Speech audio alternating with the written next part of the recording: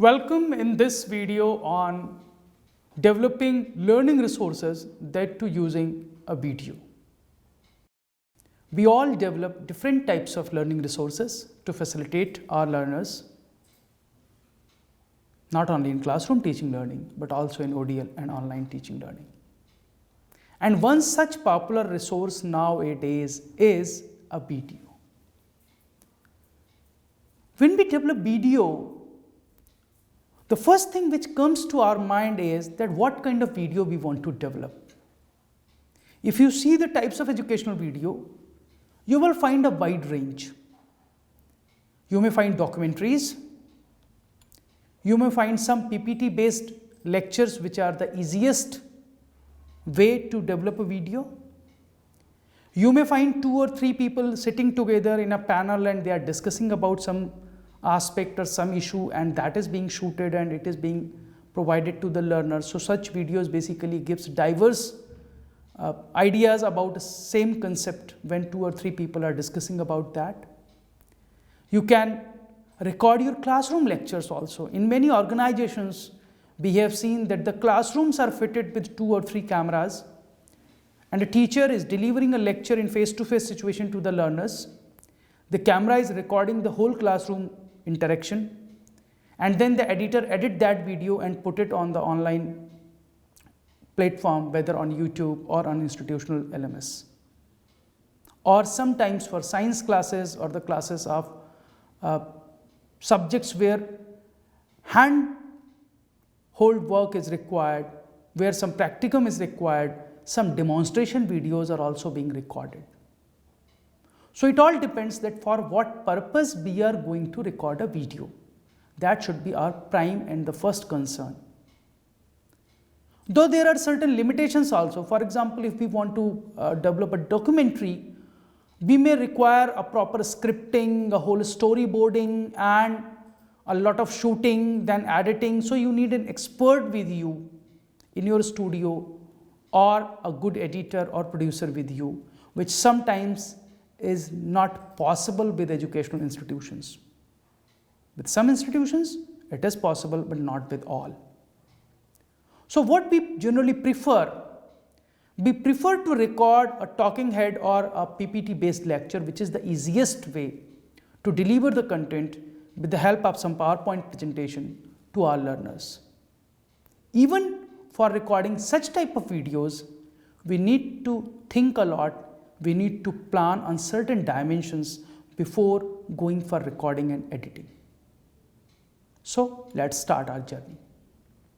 What are the major components of a video recording? If it is a PowerPoint based video, obviously the first major component is your PPT and the video recording system, as well as the place where the video will be recorded. Let us first focus that why PPT is important and its preparation is important for developing a particular video. You know, when we are developing a PPT for a video lecture, that PowerPoint presentation is entirely different from the PowerPoint presentation which we develop for our classroom demonstration or for presentation in a seminar or conference, because there we want to present many things in one go. The other thing that the learners are watching that on a bigger screen. But when we prepare a PPT for a video lecture which will be delivered through YouTube or any other platform, we need to think that on which device our learners will watch it.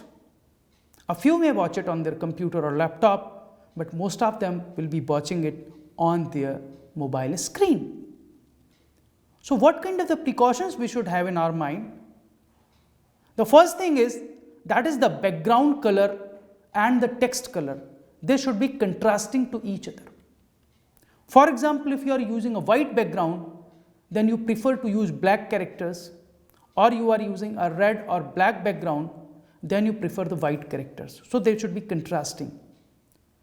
You may use dark blue as a variation of black, but don't experiment much with the colors, because every color requires the adjustment of eye according to its frequency and wavelength. And For a learner who is watching your video for 20 minutes, 15 minutes or 30 minutes, it is very difficult to adjust the eye with each and every line. So keep that dimension also in your mind. Similarly, the font size and font type, my suggestion would be that it should be uniform throughout your PowerPoint presentation. You decide which font you want, which font size you want, and you keep it. But the font size should be like that if the students are watching it even on their mobile screen, it is clearly readable. If it is too small, it is very difficult for them to read it. Put only one conceptual entity on one slide. Don't put many things on one slide. When you are discussing about one thing, put it only that thing. If you are putting the bullet points to present any concept or explanation, don't put the running text. Prefer put things in the lines or the bulleted points, not more than 4 to 5 in a slide. And most important thing is the slide orientation. Most of the mobile or smartphones are having 16:9 slide orientation. But when we prepare a PPT in our laptops, generally its default setting is 4:3, which was the standard definition ratio. Nowadays, most of the televisions, most of the laptops are in a standard definition ratio. So whenever you are preparing a PPT, before preparing your PowerPoint presentation, please adjust its size to 16:9. This will help to cover the whole space of the screen when you are presenting your text. Then comes to the font. Generally, the fonts which are available in the Microsoft PowerPoint or any other Google Slides or any other PowerPoint maker, they are of two types. Some are known as serif fonts and some are known as sans serif fonts. The serif fonts are the fonts which have edges.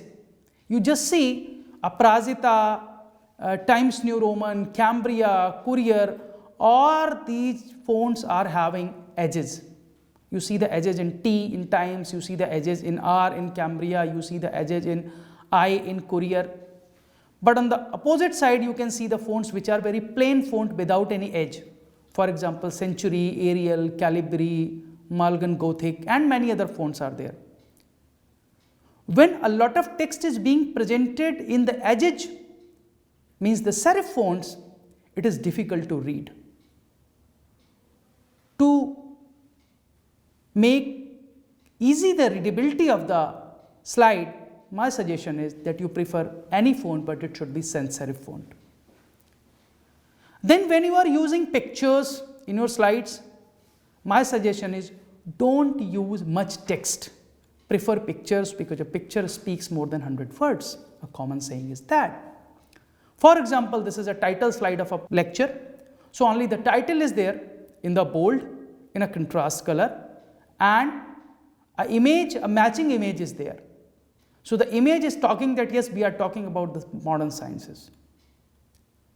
If we are talking about someone, a particular person, we can use their image, but if we are using a particular image of a very known personality, we should not use that image in the background. Let it be on the side so that it is clearly visible. And if you are talking about it and it is thematical, then you can sometimes use the thematic pictures as the background pictures. Like here I have used a picture of astronomical meaning because I am talking about astronomer Aryabhatta. Then when you are talking about someone and you are talking about many things, then please place them one by one. So for that you can use the animation option available with your PowerPoint presentation maker, PPT maker. When you are giving the title, you avoid giving the title of your slide on a blank slide. You can use animations, you can use pictures, you can use some animated images so that it attracts your learner, even your first slide. If you are presenting a table, my suggestion is that table should not be presented whole if it is very large, because if you put a large table, means a number of columns and rows in one slide, it will be very difficult for a learner to view it until or unless it is necessary. If it is necessary that whole table should be presented in one go, only then it is advisable. Otherwise, you break the table into certain parts and present 2 to 3 or 4 columns and 2 or 3 rows in one slide, and you can continue it for the next slides. Similarly, sometimes we use pictures as a background pictures. But if you are using a dark color picture and if you will place text on it, the color of the text may be merged with the color of the picture. To avoid that, you have a background which can be a transparent filled box, and on that transparent box, if you put your text, it will be clearly visible for the learners, as well as the impact of the image will also remain there. Now the question is that if I want to use images in my video, because I am going to develop a video for online classroom or online lecture or my teaching learning, which will be placed on any online platform, whether it can be YouTube or your Facebook page or your university's LMS or your college's website, anywhere, then the images which we are using, we should be very conscious that those images should not be copyrighted images. Now the question is, from where we will get the free images? There are many such websites. One such very popular website is Pixabay, from where you can download millions of the images which are copyright free images, and those images can be used in your PowerPoint presentations. You can even download the video clips also, smaller video clips of 10 seconds, 20 seconds, 30 seconds, and those video clips can also be used as a background on your PowerPoint during your video lecture recording. Another option is Flickr, and one more very important option is Pexel. But if you are not able to remember all these websites, my suggestion is go to the Google, put the keyword in the search box, but after putting the keyword in the search box, you will see that number of images will appear. Many of these will be copyrighted images, so we cannot use it. So what we have to do? We need to click on the tool option. A user's right option will appear. When we will click here, there will be three options: all, Creative Commons license, and the third option. So what we need to choose? We need to prefer the Creative Commons licenses, like here. Now you see that in the previous slides the images were different, but when I put the Creative Commons license, only those images are there which are with the Creative Commons license. Remember, don't copy image from here.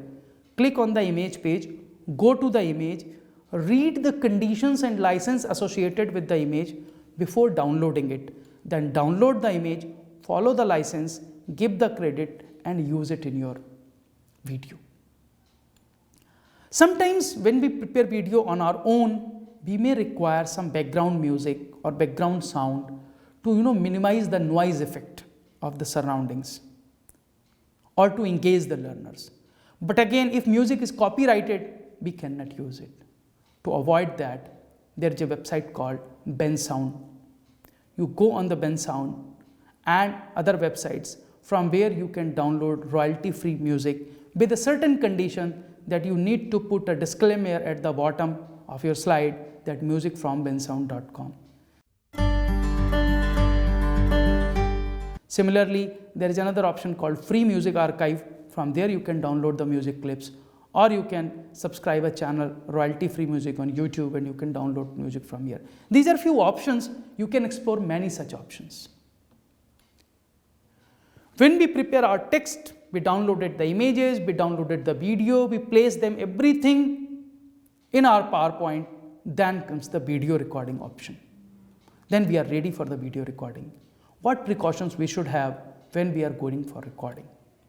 The first precaution is the color of your backdrop or the chroma available in your recording studio.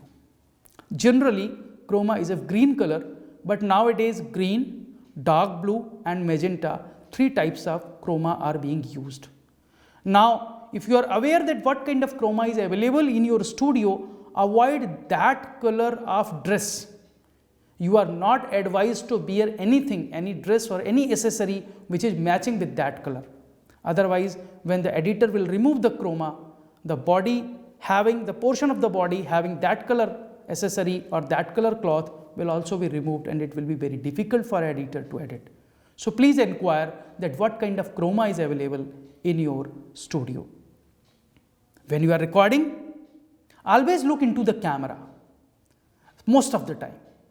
Don't look like that you are reading something, because when you are reading, you are not communicating with your learner. Your learners are sitting in the lens of the camera and they are watching you. So they should feel that you are talking to them, not reading from somewhere. If it is not possible for you to read or prepare the whole lecture in one go and you can speak, the better solution is that you speak about opening and closing sentences without watching or without reading from anywhere.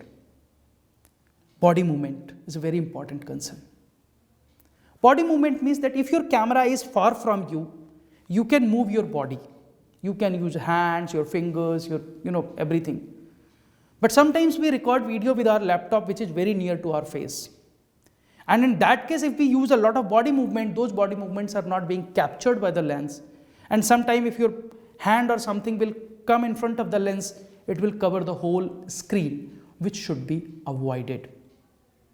If you are recording a lecture by standing and not sitting, please put equal weight on both the legs. Sometimes we have a habit that when we are delivering a lecture in a classroom, we keep on shifting our weight on from one leg to another leg. Our body gets tilted in one side, but because students are observing us completely, so they don't notice it.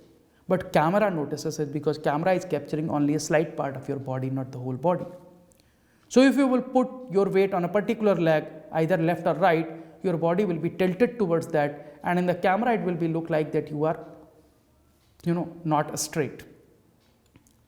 While recording, as I told you, prepare your introductory and closing sentences beforehand. If you have done some mistake, means you realize that you have spoken a sentence which is grammatically incorrect, or you have spoken a word which is not required, or which will create a lot of issue, or you fumble somewhere, then just take a pause, repeat the sentence again, so that editor knows that yes, you have taken a pause, so this portion should be removed. It will be easy for a video editor to edit. If you are having a habit of certain disfluencies, like avoid those, avoid catchwords as much as possible when you are recording a lecture for video. Dress code is very important. When we are talking about dress code, it should be suitable for the topic, culture, season and climate, and my suggestion is that always prefer to wear something which is weather and season neutral. If you are recording in winters and you are wearing a lot of pullovers, but your student may be watching that video in summers, it will be very odd for them to watch that. So try to wear something which is season and climate neutral, generally formal. Prefer one color or a combination that is in contrast. Thin strips should be avoided because it creates moving pattern on the camera, so the jittering effect will be there. If you are going to record your lecture outside, my suggestion is that put at least one set extra for the re-recording purpose on a short notice, and don't wear any accessories or pen or specs or anything which is having the advertisement or the company logo on it, because you are not doing any advertisement for any company, rather you are delivering a lecture. So students should not be thinking that which company specs you are using or which company pen you are using. Then comes the duration. Generally, my suggestion is that don't record longer videos, because students don't have that much patience as well as their attention span is less. And many video recorders which you use at your home allow you the recording less than 15 minutes. So if a video can range from 4 to 14 minutes, it is more than enough. If you are going to record a whole series of the video, then you should have an introductory video. It can be module introduction, it can be course introduction, which can be 3 to 5 minutes. Your every video should be greeting independent, means you should not start any video with good morning or good evening or good afternoon. Because you may have recorded a video in the morning, but your students may be watching it at midnight, and at midnight if it is starting with good morning friends, it is not looking good. Then where will you host your video? Once you record your video, you may have multiple options. If your institution, your department, your college is having a Facebook page, then Facebook page is a good tool of hosting videos, because a student can download from there, they can watch those videos whenever they have time. or you can start your YouTube channel. So YouTube channel is also a good option. You can have a number of videos, which may be your live videos as well as your edited videos, and you can have n number of videos on your YouTube channel. So your institution can start, or your department can start a YouTube channel. There also you can host the videos.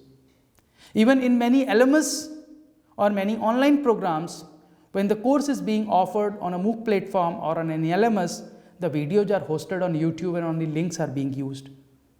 So you can create a YouTube channel for your institution, for your department, and you can host the video there.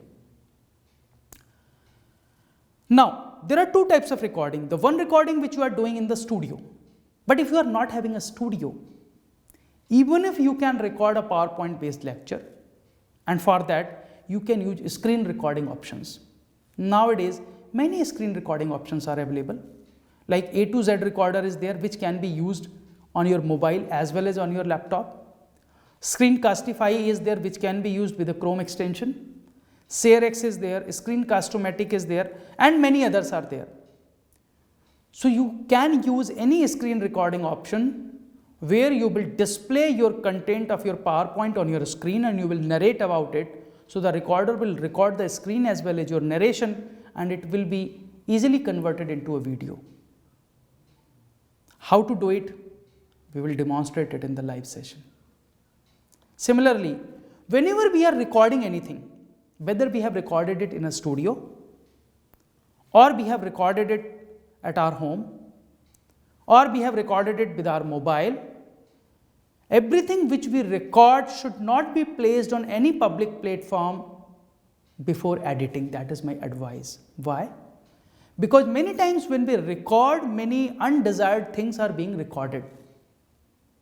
Only the crisp content should be presented to the learners, not everything. So for that, you require video editing. Though there are very professional editors, few institutions have an option that they have video editors. If you are not having that, even if you can edit your video with the help of many free video editors available around. You can use OpenShot editor, you can use Filmora, you can use Shortcut, you can use Active Presenter, many such video editors are there. You can use any video editor and then you can record and edit your video. So whenever we are developing a video learning resource, we need to think about many things. What content we are going to present, what format is most suitable to present that content. For example, if I want to demonstrate how to record and edit a video in a screencasting software and on a video editor in your system, I cannot deliver it through a lecture. For that, I require a demonstration video or a demonstration class. So you need to identify that content which can be delivered with a PowerPoint video, which can be delivered through a demonstration video. There can be issues which can be best delivered through the discussion between 2 or 3 people. So the format is the first thing. When you decide your format, then you decide the place where will you record, how will you record. And if you are using a PowerPoint based presentation, then you again plan that what kind of PowerPoint it should be there.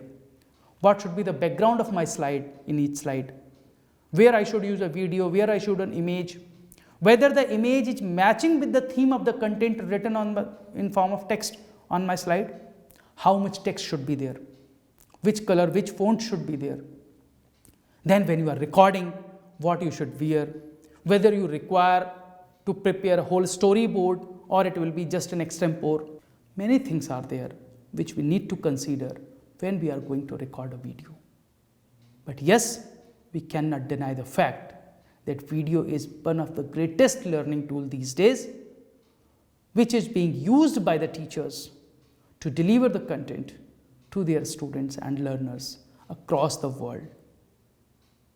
I hope that this small description of do's and don'ts will help you and you will prepare yourself better for a video recording. We will meet in live session for demonstration of recording and editing. Thank you very much.